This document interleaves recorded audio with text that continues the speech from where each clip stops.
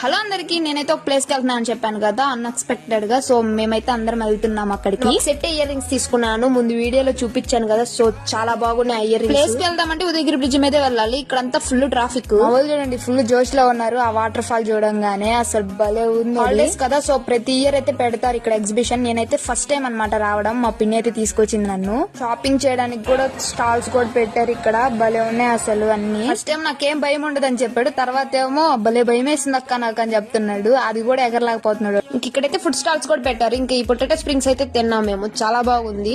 మరీ అంత సూపర్ అనలేను కానీ పెద్దప్పడం అంటే మా బాబాయ్ భలే ఇష్టం అంట. సో అక్కడ తినడానికి అయితే వెళ్ళాం మేము. ఇంకా అలాగే వీడు బెలూన్స్ ని షూట్ చేస్తున్నాడు గన్తో.